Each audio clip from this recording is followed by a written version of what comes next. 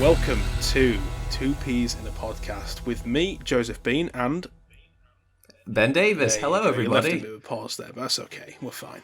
Two Peas in a Podcast. We are going to be talking about random stuff. It's going to be about, games, films, movies. Yeah, I mean, films is the same thing as Ben, and maybe I am not apologizing. No, don't apologize.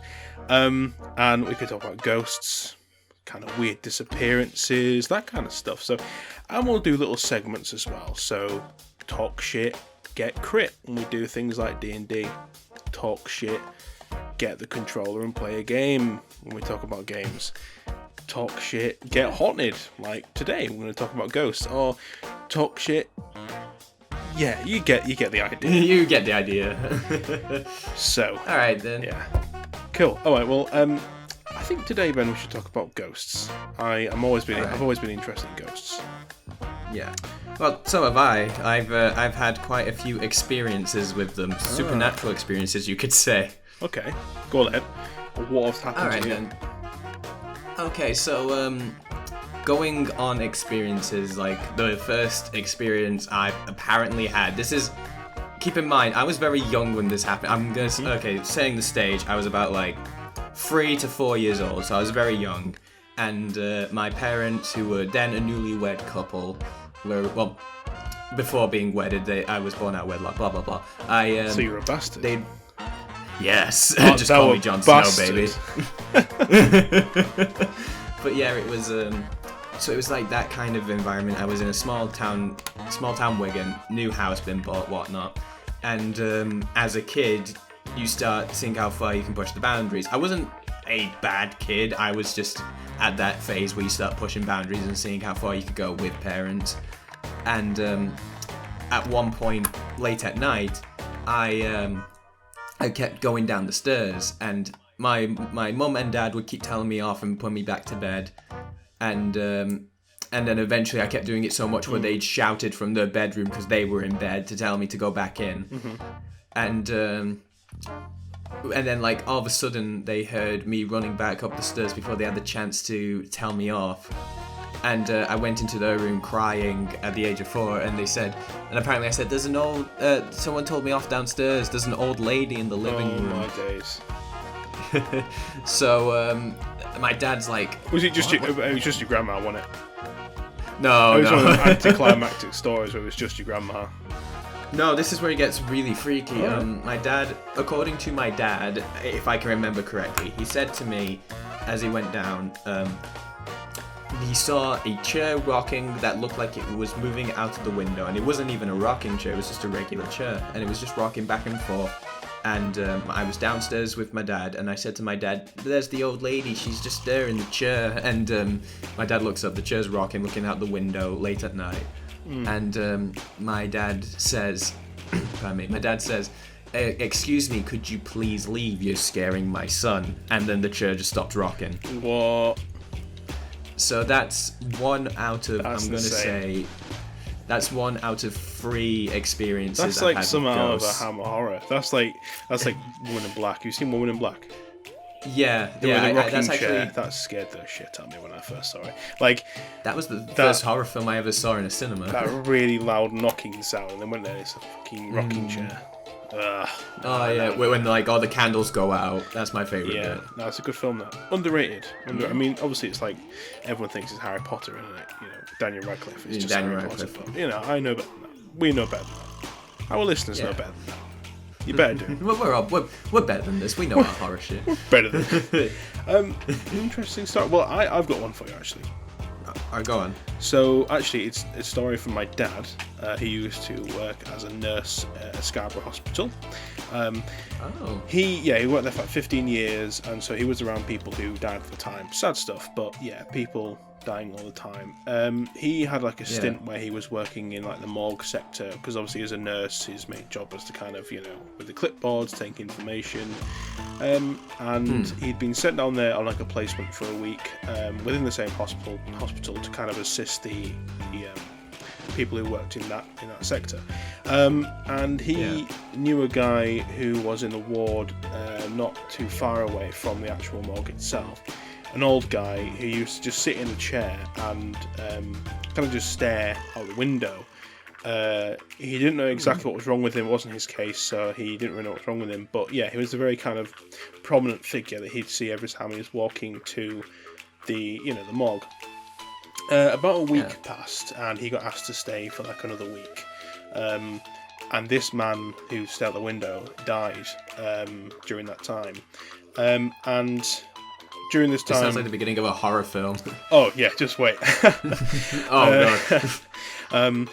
And yeah, so he died, and there was also a chair, basically in where my dad was staying, because he was staying obviously overnight at the hospital. He was staying in this room that had a chair in the corner of his room, like one of them kind of like just classic hotel chairs. You go to like Premier Inn or wherever, and there's like this kind of like light wooden chair, isn't there? Like a classic, like that old aesthetic kind of thing. So he one night got up and he basically looked in the chair, and the guy, what he said was sat in the chair, the same guy who was from the the ward next over, and was sat in the chair, staring, like not at him, but obviously next to him. And this guy, without looking at my dad, just got up and walked out the door, and my dad got up to kind of see what was going on, and he'd gone. He just disappeared, and it was almost like he was saying goodbye or something, because my dad would always kind of like tip his head to him when he saw him. So he thinks that's to this nice. day it's like that's what he told me. And when I was a kid, he told me when I was a kid, I was like 6 or 7 years old, back when he was actually working at the hospital, and it scared the living shit out of me. But I think that was a pretty insane story my dad told me, and like I believe my dad. I'm not going to say he's not told the truth, but I believe that. I believe that happened to him totally. Well, I mean, he's like, and if you ever misbehave, Joseph, he will come for you. Just so you're aware. Yeah. I will come if you sleep. Yeah, not good. My second experience happened over the course of 3 weeks, and it was in a house that wasn't like anywhere near any cemeteries or anything, or built over Native American burial grounds or anything. Like, can't be. We're like, in Britain. Classic, like poltergeist, like just like it's you could just say that we're in Britain, and you just say it was underneath a Native American burial site. Like, how does that even work? Like, we're in we're in Britain, but this is where it gets. This is where it got interesting. So for 3 weeks, I random crap kept happening. Like the biggest one that happened, which is the one that kicked it all off, was for context, I have 3 cousins on my mother's side, and the youngest was staying over with us at one night, and I had a fold-out bed in my, because at the time I had the biggest room, not anymore. I had a fold-out bed and my own bed, so I let her stay in my bed, and I was going in the fold-out bed because it was big. It was bigger than my normal bed. So it was like a little kind of like scam. You would say, "Hey, take my bed and be kind," but actually you weren't being kind. You were taking the bigger bed. Oh yeah, you absolutely, were definitely. True gentleman. Yeah, it's like, yes, take this comfier bed while I take the big bed. But yeah, it was. They had to get rid of that bed. It was haunted. No, no. But like, I'm just sleeping in the middle of the night. I'm like 14 years old. She's like 8-ish. She's like very young. Mm-hmm. No, she's not. And she was like 6 or 7. And all of a sudden, I hear a massive bang in my room, and then she starts crying. She's been shot. And she got shot. Yeah, it's a terrible thing. Oh yeah, ghosts carry guns. Don't you know this? I was assuming it was just you. No, yeah, I shot her, absolutely. Is this a confession tape then? No. Anyway, continue. Just me being stupid. Go on. No, I love it. But yeah, she was like, she walked past my room, and I was like trying pretending to be asleep because I was like watching something on my phone because I couldn't go to sleep. Sure. And she leaves from my room, and she starts crying, and I go over to her, I turn her around, and I say, "Rosie," that's her name, "Rosie, what's wrong?" And she just like stopped crying as if she was in a trance, and then she just said, "I'm looking forward to going swimming tomorrow," because that's what we were doing the next day. What? And I was like, And I was like, That's creepy. That is. You think that's creepy? Okay, so she's like 6, maybe 7 years old. She's like, and she doesn't have that much upper body strength. She's not that strong. And I go back to my room. I turn the light on, and I like, and as I turn the light on, an entire I had like a massive wooden old drawers in my room, and like one from like the top end got pulled out. And it was like full of like the heaviest crap, like it was full of metal stuff, it was full of like scrap pieces of like stuff I didn't use anymore, and it was like the heaviest one of the lot, and somehow I doubt she was the one who pulled it out. That's insane. And it gets weirder because this went on for 3 weeks. So it was like she was talking to someone or crying because of something, and then it doesn't explain why when you came in she just went kind of normal again. Because if she'd seen something, surely she would still be reacting to something stood beside you or behind you. That's really strange. Yeah. Well, the thing is as well, like when I grabbed her when I was trying to pull her in, like it felt like I was playing a tug of war with someone to try and turn her around, but it was like not putting up too much of a fight for her. So it was like yoink, but it was like a bit more hesitant to let go. So that's what freaked me out the most, and like I basically like stayed up for quite a bit that night making sure she was alright, and the remainder of that week was normal until the week after, where the next day of the day it happened the previous week. I went to the bathroom, which is now my little brother's room, but he wasn't born at this point, and I went to use the toilet and whatnot. I left the door slightly open, and I was like, crap, I need to close the door when I get the chance. And then like as soon as I thought that, the door slammed on its own, and I was like, whoa. Okay, and like I checked it, none of the windows were open. It was like winter, so none of the windows would be open. Okay. And to keep the heat in, and I was like, oh, all right. So I finished up my business and whatnot. I tried opening the door, and it was feeling like someone was pulling at the other end to keep it shut. And the lock wasn't on. The lock was on my end. Okay, and hold on. It wasn't locked. Hold on. Go on. What was the window open in the room? No. It sounds a lot like the wind to me. Like I've had doors slam on me before because of the wind. Like I know, and I thought it was the wind at first as well. But this is where it gets even weirder. Like this what makes me think, because it was too coincidental for me to think it was the wind. So that happened.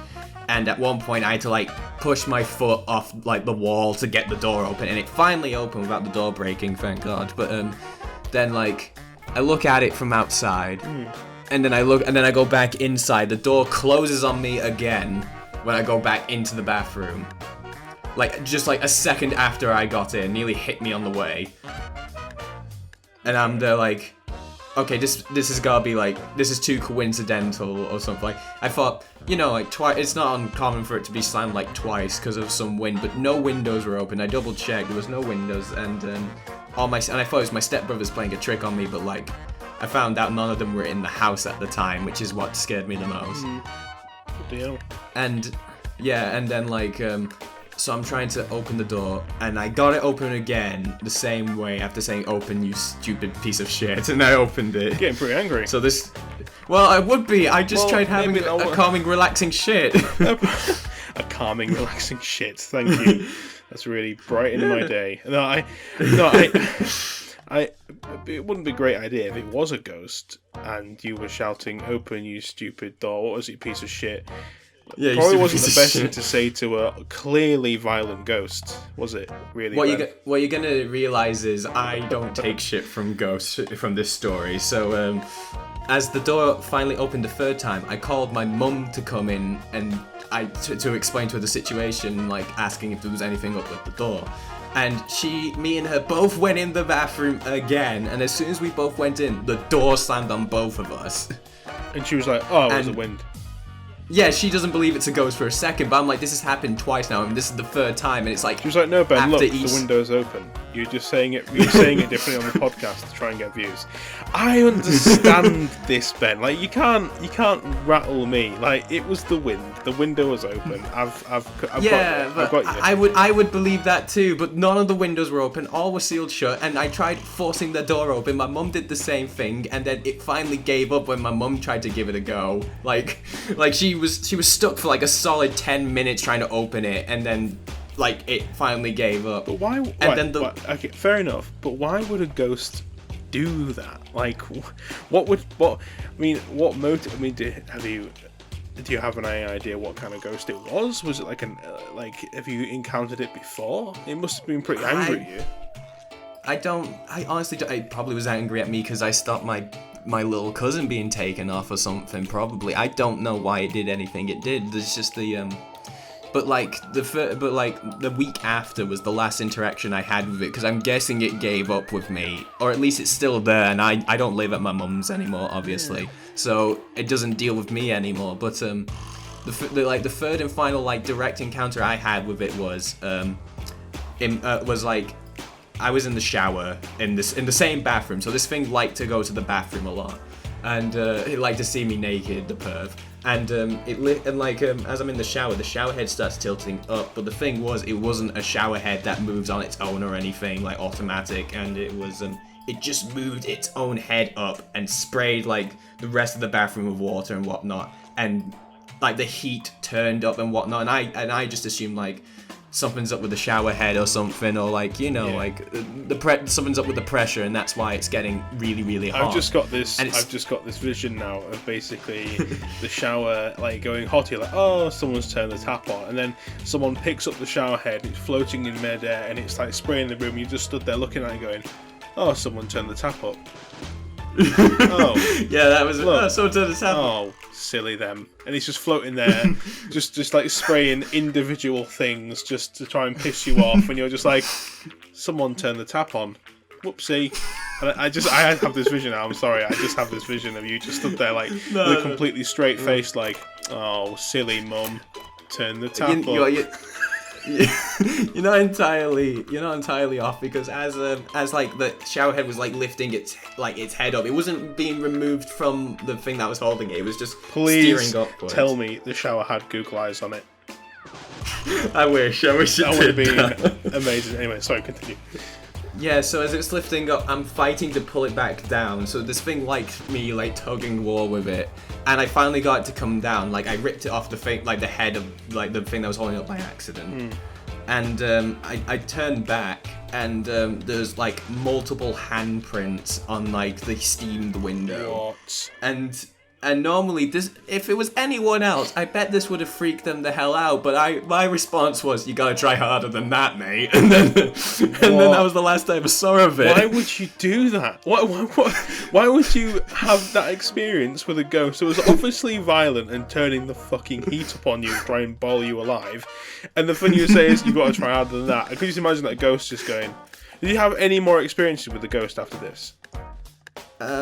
Me personally, no. That's probably why. Because it was just like, do you know what? He doesn't give a shit, does he? He doesn't give a shit. The ghost just does this whole thing. He's trying one last attempt to scare the shit out of you. You just stand there and go, you got to try harder than that, mate. And he just looks at itself, looks down at his hands, and it's like, do you know what? Fuck this shit. I'm off to a different house. Fuck it.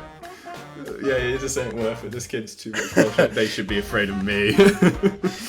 But it was a case that I found out, like, my stepbrothers had a few experiences with it after that week. I can't remember what exactly, because I wasn't, not to sound like a dick, but I wasn't paying that much attention. It's called when they were telling me. An open window.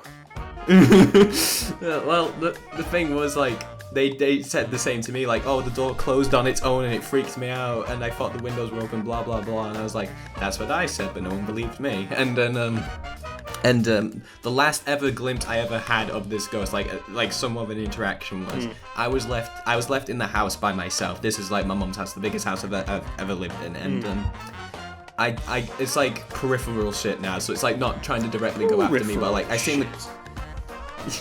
That should be a new category we talk about. Peripheral shit. Yeah, anyway, so continue. Well, it's like it's in like the corner of my eye, but like I turned my head for a quick second, and like I could see in the corner of my eye some tall dude in what used to be my room, which is now my middle stepbrother's room. And I turn and like I see someone there, and then like as soon as I'm turning, the thing just goes. I go into my stepbrother's room, and it looked like something had left in a hurry, and but there was no one there. So I'm like, and I think my reaction was, "Oh, not this again." God damn. Well, at least it's over. Yeah, it's over. Well, as far as I'm aware of, I'm not in the house anymore, so it could be back. It'd be funny if it was, to be honest. Yeah, it's like, oh, he's gone now. More content, isn't it? Yeah. Well, I have got something for you. Now, this to me is irrefutable proof that ghosts exist. And it wasn't even anything that happened to me, right? Alright. It's still a creepy-ass story. But it is, to me, irrefutable evidence that life after death, or in some way, like ghosts exist. Yeah. So, my family used to have a farm in a village called Skern in Yorkshire. Okay. A tiny little village. And the farm was quite old itself. My family generations had kind of had this for about, I think, 5 generations. Pretty crazy. We've had this for 5 generations. Had it for 5 generations, aye.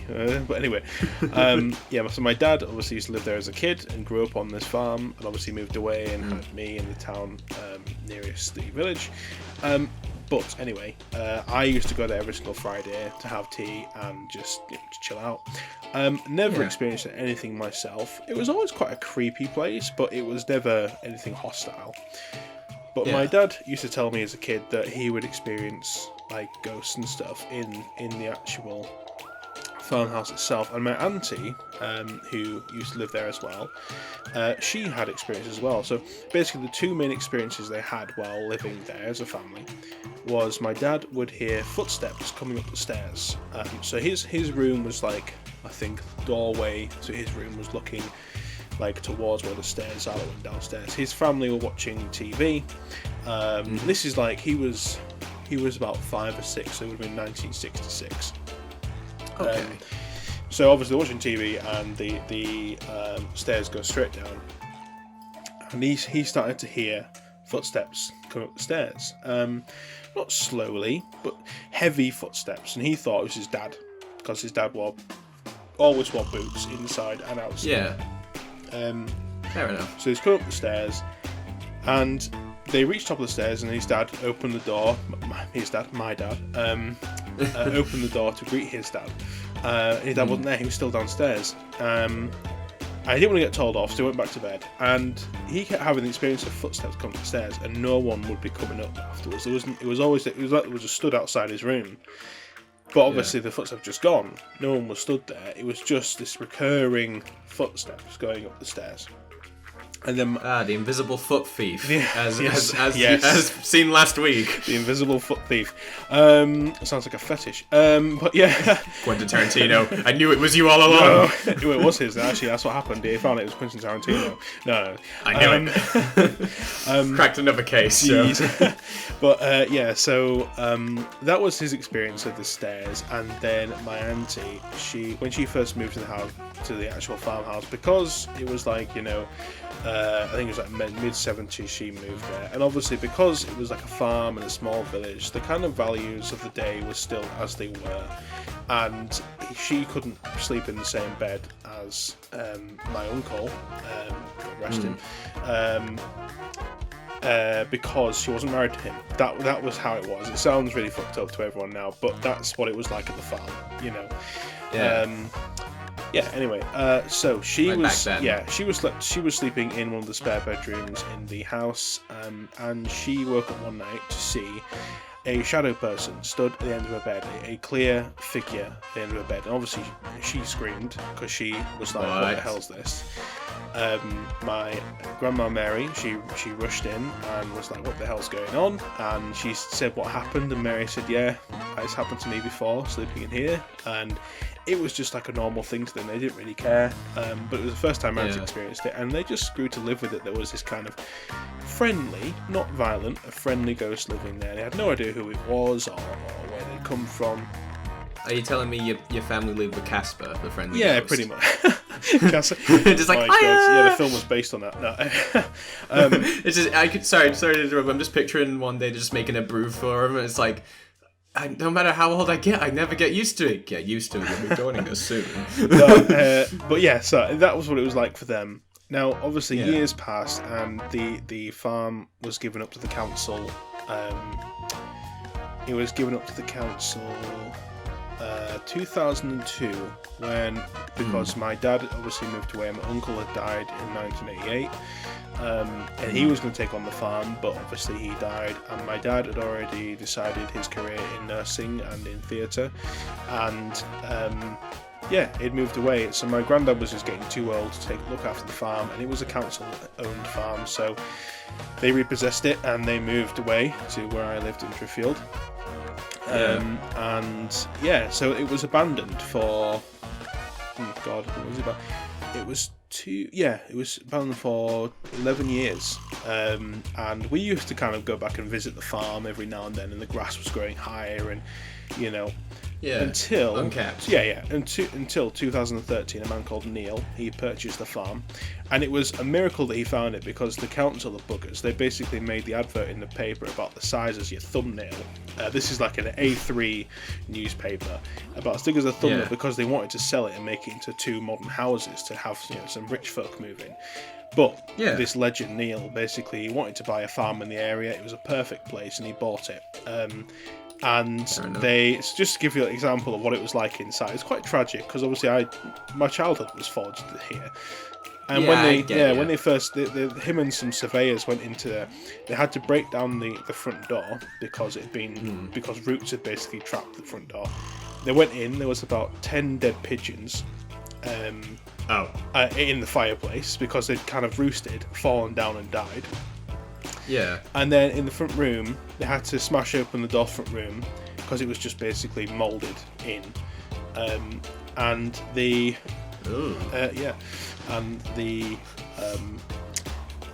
was wooden slats over the window in the front room where they kind of boarded up the window when the council had repossessed it, but there was some light shining through. And at some point, a seed had basically fallen into the damp carpet, and it had germinated. So basically, a tree had started growing inside the front room. And obviously, get your own pet tree. I know. With this farm. With the kind of small amount of light that was coming in, it managed to actually use that to grow, and it had grown up the wall. And there was no leaves on the tree, but the only leaves that were literally just crowding the light that was coming through these windows. And it was insane. It was like a fairyland inside. It was basically like a garden inside the front room, because this tree had basically made its own little kind of ecosystem in there. Anyway, so they had to spend about a year getting it cleaned up, and they finally got it cleaned up. And I filmed there in 2015 for a short film we did. Oh. And back in the corn shed, that was fine. They got there. Where we filmed. Yeah. And I got the opportunity to go into the house again, and surprise, surprise, he'd kept the original cupboards, and the carpets for some reason were original. He managed to dry them out, and it was fantastic. It was honestly like walking back in time. It was insane. And and I said to him, obviously on the whim, I said, now obviously my family had some experiences, and I said, have you had any experiences with like ghosts and stuff? And without me even saying what had happened to my family, he said, we've heard footsteps on the stairs. And when we first moved in, my daughter moved in with me, and she slept in the room at the end of the corridor. And she woke up a couple of nights and saw a person standing at the end of her bed. And I couldn't believe this, because I had not told him at all about what had happened to our family. And he just reiterated everything that had happened. And like word for word. And I just thought how that the only possible answer is that the place was actually haunted. You know what I mean? That for me proved that ghosts are real. Because I was like, there's no way he could have known that. Yeah. That's awesome. I mean, like, we don't really I've never had anything like that except for like 2 experiences that make me think either the person who did like who I was interacting with at the time was either dead or had some knowledge of the future, and this is what scares me a little bit. Again, like most of the experience I've had with ghosts are when I was little and young, and I believe in the supernatural just because I do believe some of these things. There's probably a reason for them. I always try and look for a skeptical reason first before I start going ghost. Sure. Because if that was the case, Yeah. nothing would get done. And all right, now I'm gonna give you two options. I won't go into what the stories are yet, but you've got two options, Joe. You can go for the bus or the hill story. Which one do you choose first? The hill. It sounds creepier than the bus, I have to admit. Okay, the hill wasn't one I wasn't involved with. This is one that involves my dad, and Okay. and the reason why I believe this is a ghost is mostly due to a theory my stepmother has about it, and it's pretty quick. Every now and again, for some reason, over the course of my dad's life, from the age of, I'm gonna say, like 18 to his current age now, he keeps seeing the same guy over and over in his life. He never talks to him, he never interacts with him, he's not a member of the family, he's not friends with him, but every now and again, off in the distance, you'll see this guy in like a Men in Black suit with like with a fedora, and I think he said a briefcase, which he's been known to have and sometimes not have. And every now and again, my dad will spot this guy, and him and my dad will have the same reaction, where they just both look at each other in disbelief and go, bloody hell, and then just walk away. And my stepmom believes that guy is dead. What?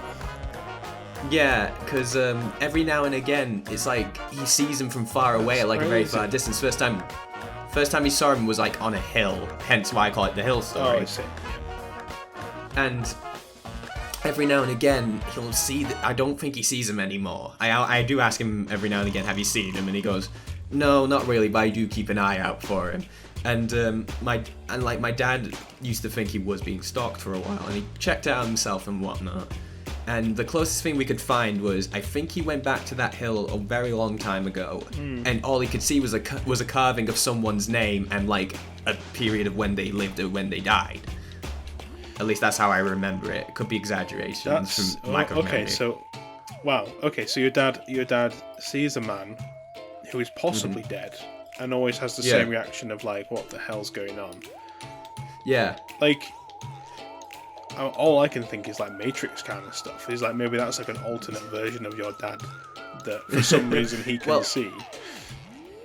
He always sees him from a faraway distance, and he can never. And I remember one time he tried to get close, like, and when he nearly got there, the dude disappeared. Okay, that's a bit weird. It sounds like a Matrix thing, like it was like an alternate version, and you can't get too close, or it will, like, I don't know, disrupt the continuum. Destroy the universe. Yeah, that's pretty insane. Okay, what about the bus one then? What about the bus? The bus one, I think, doesn't fit into ghosts as much, but it's like, well, don't tell it then. If it was a ghost, don't say anything. This is about ghosts. We are talking. Stick to the bloody script, Ben. There is no script. Stick to the brief. The brief. Oh, I'm getting flashbacks to university. Don't make me go back. No, it's cool. Sorry. The bus. What happened with the bus, Ben? Okay, so like this is another quick story. Me and my dad. This always happens when I'm with my dad's side of the family. I have a theory my dad's side of the family is psychics or something, but that's a story. I mean, from the last story, I can possibly agree with that. Yeah. Anyway, yeah, continue. Well, I'll tell you about psychic stuff maybe in the next episode. You'll have to wait and see. But shit. I sat down at a bus. I'm just talking to my dad. Yeah. And I'm gonna say 11 or 12. Just like a lot of this stuff happens in between these ages, and I'm sat on the bus, and my dad never says my name once. He either calls me by some nickname he's come up with. Like the closest that is to my name was B, and he never said my name or anything. He just called me like B son or some other nickname I cannot remember. He never outright said my name. Yeah. Okay. Yeah. Like, you son. Yes, father. Werewolf. There, castle. There, wolf. What are you doing? Oh, I thought you were talking about that. That's a shout out to Young Frankenstein, amazing film, guys. Go watch it. watch it. Yeah, I'm sat there on the bus. We're just talking, and this guy asked my dad for directions, and my dad told him because my dad's a nice guy, and he like sounds as we like get a off the bus. schizophrenic, to be honest. I mean, like seeing people that no one else can. It sounds a bit like a a bit like a kook. Anyway, continue. But yeah, he's just he's asking for my dad. This guy asks my dad for directions. My dad gives him directions, and he tells him, and then we get off the bus. My dad never said his name. I never said my name. And as we're about to leave, the guy says, "Thank you very much, and I'll see you around." Looks at me and says, "Ben," and I'm like, "What?" And like me and my dad get off the bus, and we both realized I never once, or he never once said my name. What? What are you on Yeah, about? and I was like, what? You got off the bus. Was it like a normal bus? It was like a normal Arriva bus. Oh my god! So you got off. You got off the bus, and then he was like, "I'll see you around." And he just went, "Ben," and looked at you like, "What? Yeah. That didn't happen. What the fuck?" No, it didn't. I swear it did. Like I checked everything on me to see if my name was like on a badge or something obvious he could have seen, and the closest I could find was like a tag on my coat. What? Ben. Yeah. Sorry, that's just how he tickled me. So yeah, he just said Ben. Like, how do you think Ben. I felt? Anyway, Yeah. sorry, I can't. So continue. it's alright. No, I love it. But like, I checked it and there's like a tag on my back that says Ben. But I mean, like, he couldn't have seen it in any way because it was tucked in my back. He couldn't have seen it any way without like getting a hold of me and like tearing off my coat or something. So there was no way he could have known my name. That is so weird. And your dad doesn't remember him saying your name. No, he does. He remembers it. He was there. He saw all of it. Oh my days. And we think my again, this is my stepmom who thinks it's a ghost, and I kind of agree with her. We think it is a ghost because the dude asked for directions, and there was no one else on the bus, so we're thinking it's a dude who's going off to his afterlife. What? But why would that doesn't answer the question? Why he would just say your name? I mean, we don't know. It's just like, again, like third dimensional powers or some crap. But like that's like the scary like. And I remember I couldn't go to sleep that night because I thought there was going to be a dude coming into my house. Luckily, he never did. And we just think like, is that a ghost? It was like the dude might be psychic. He might be a ghost. We don't fucking know. that's crazy. But Damn, son. yeah, that's like the biggest interaction I've had supernatural wise. Okay. Well, I don't really have any more stories about ghosts. I mean, I haven't had any. I mean, I've had one. Okay, actually, no, I lie. I've had one experience myself. But You lied. I can't believe it. No, okay. You should be damned for your sins. But anyway, so I had sorry, one, go on. when I was in year 9. I was walking to school. Now I'm quite a traditional guy. I was kind of raised in a family where to respect traditions, be polite and Yeah. I'm not like not like in a small town kind of like we look after our own here kind of thing. It's yeah. We look after our own. Just to kind of, I guess, value the smaller things that maybe people don't see in their normal life. So, for instance, when it was Remembrance Day, which I still do, every single year I get a poppy. Every single year, doesn't matter where I am, I always do a 2-minute silence. Ground into me from my dad. And my mum. In year 9, for some reason, I decided to walk through the Memorial Garden in Driffield, and it was on Remembrance Day, and I thought, I'm not actually going to stop, I just thought I'm going to walk through the Memorial Garden, because it was right beside the park that I normally walk through. So I thought, right, I'm going to do it. So I walked through the Memorial Garden, and basically there's a gate entrance, but before the gate entrance is like, iron barred gates that lead up to the entrance, so you can see into the actual garden, but you can't get in it yet until you get to the gate. Obviously, I looked in and I saw an old man in army uniform sat on a bench under a shelter in front of where the memorial actually was, and he had his head in his hands. And I was like, okay, there's a guy paying his respects. I'll just walk past him and it's all good. So I, with this kind of decision after looking at him for a little bit. I looked up towards the hill that goes up around the corner. 2 seconds, I looked back and he was gone. Gone. Oh. Right? Okay. First thing because obviously that morning I wasn't thinking I'm going to see a ghost, so I started thinking, okay, he's walked off and I can't see him, because there was the shelter there. It wasn't very big, the shelter, but he could have walked behind one of the pillars. But then again, to actually get there after 2 seconds would have been... He looked old, you know, he was like hunched over. I could see his hands were... because he was only about 20 metres away from me, so I could tell his hands were quite, you know... yeah, you could tell he wouldn't be that fast. Yeah. So, and there were like these kind of big... I forgot what kind of trees they're called, but they have like hanging vines that come over. I forgot what they're called again. Yeah. I think birch tree, or I don't know what it is, but anyway, so they were kind of hanging over, and there's basically from the shelter there was 2 paths leading about a good 50 metres all the way down. One went off into the park that I normally walk through, one went off to the left through a gate back onto the road. And pretty much there was no way in 2 seconds that he could have run up those paths. The only way out was past me through the gate. Yeah. He'd gone. He'd vanished, and it didn't spook me. I didn't think, oh, the ghost, oh no, spooky ghost. I was thinking, like, bless him, poor man. You know, that's the kind of feeling I got. And to this day, like, my sister's always said that there's an explanation for it, that he could have just run off really fast, and I don't know how that could have happened, but I've always been caught between what's happened. Is it a normal thing or was it a ghost? Because he was so vivid, he was so, like, he wasn't see-through. I could even see a shadow. Do you know what I mean? He was so in that time and space, and I that's why I found it so weird, because I thought he must have been real. He had a shadow. He was a physical being, you know. Like, you could see every detail kind of situation. Yeah, so very strange, very strange. That's the only experience I've actually had properly myself. Not all the stories from family members, but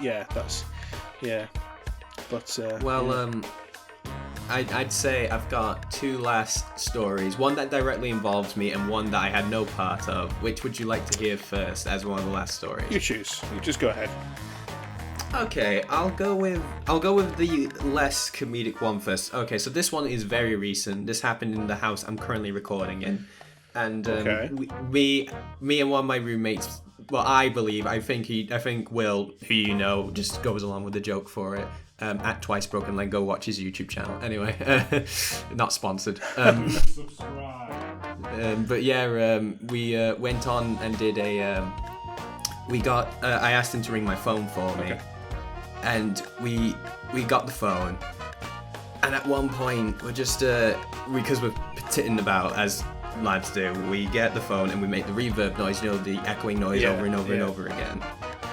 And at one point, I asked Will, make like a joke about the ghost or something, because we made a joke that there was a ghost in the house a couple days ago, and we said, and this one's very skeptical, so I don't know if there is a ghost in the house, but this one made us go, oh, because at one point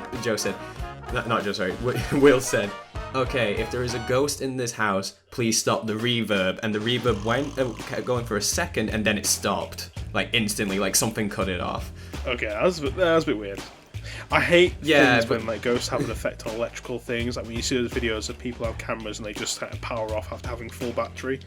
Hate that stuff. Yeah, it's like, ugh.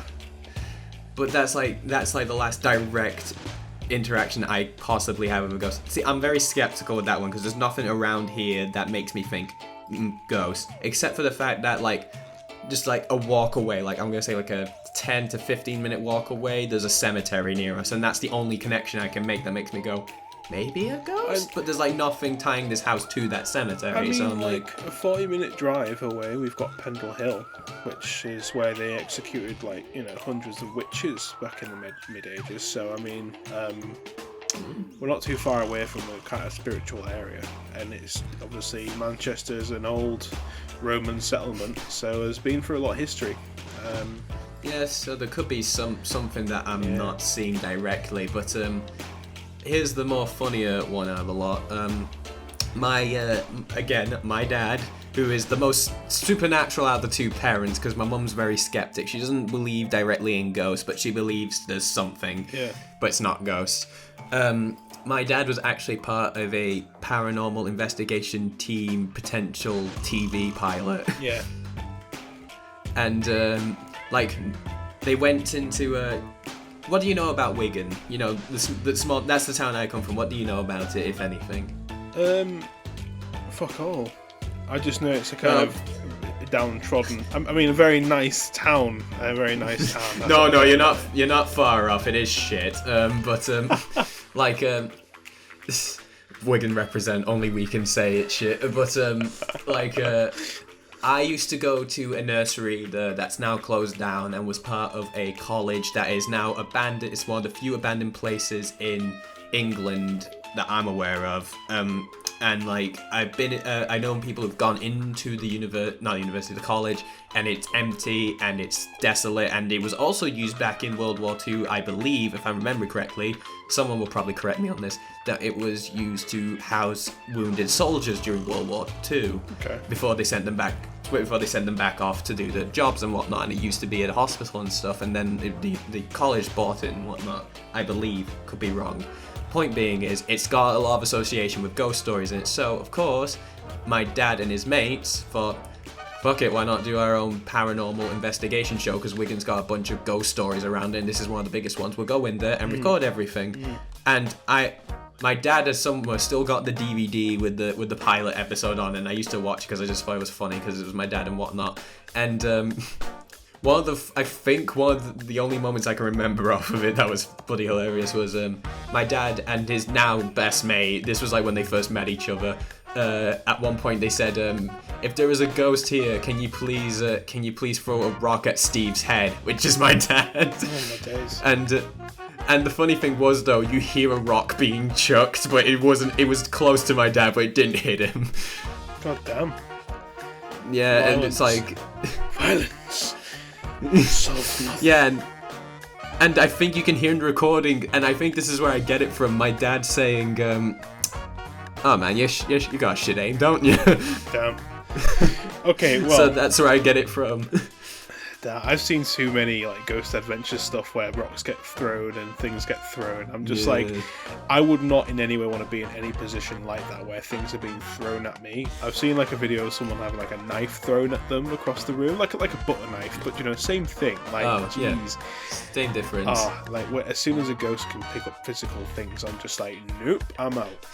Yeah, I'm out, ladies. Well, I have as a final story.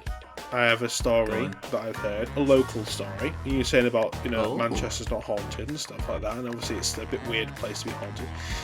But there is actually, I think it's been demolished now, and I think there is a plan to make it into a new kind of estate and stuff. But there is, as I know, a hospital in Chorlton called Barnes Hospital, and it's an old Victorian hospital that was actually active until about the 70s, I think, or even the 90s.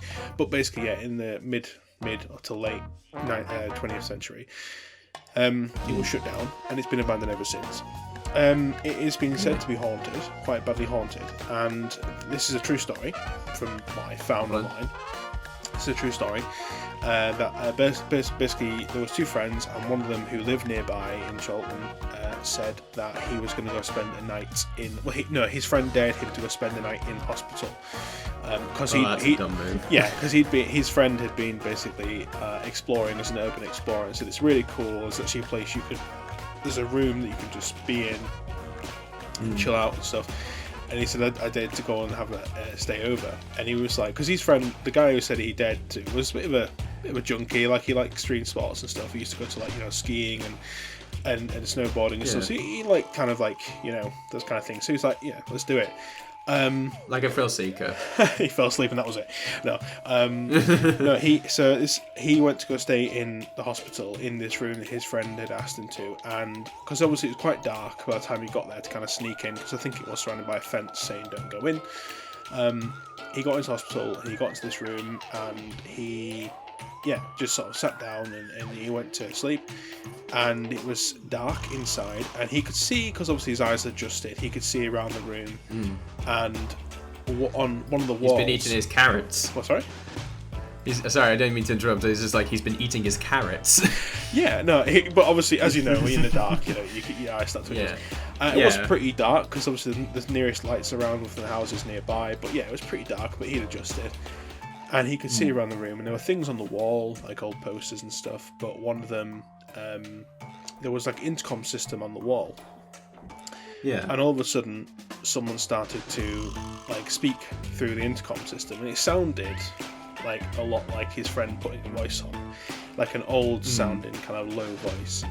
And he was like, "Oh, okay, you know, he's come to scare me." So he just kind of jokingly went along with it.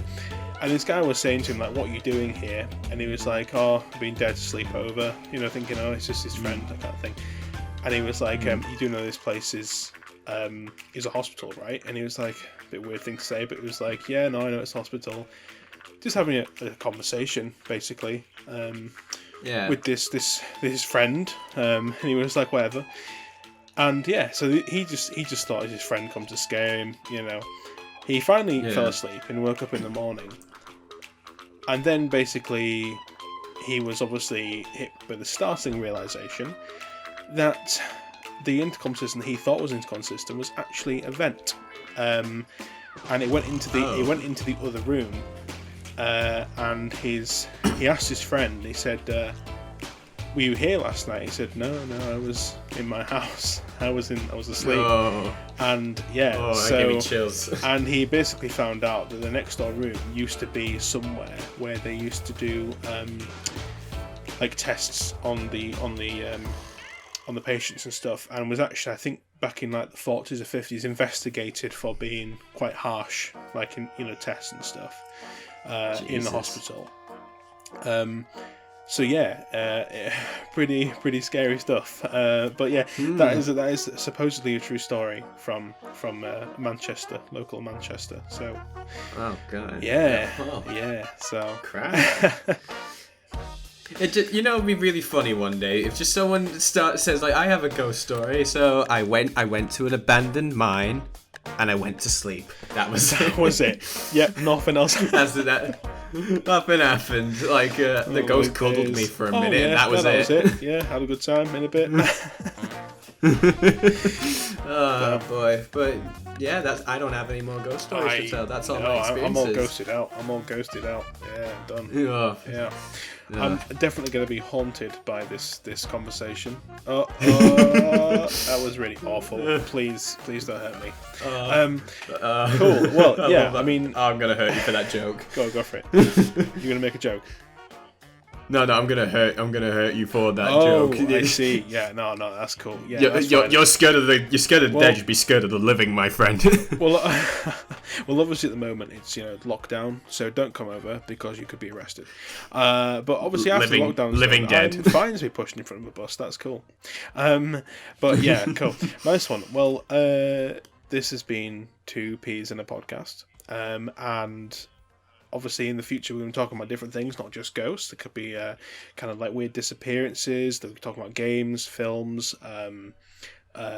D&D stuff. We could maybe have some people come on and talk with us. Yeah. But yeah. Whatever tickles your fancy, I guess.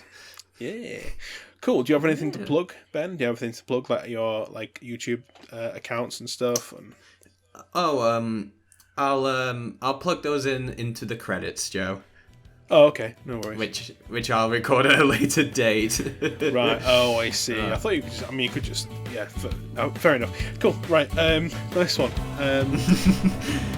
In a bit, guys. Yeah, and we'll see you again very soon. Nice one. See you next time. Goodbye. Bye-bye.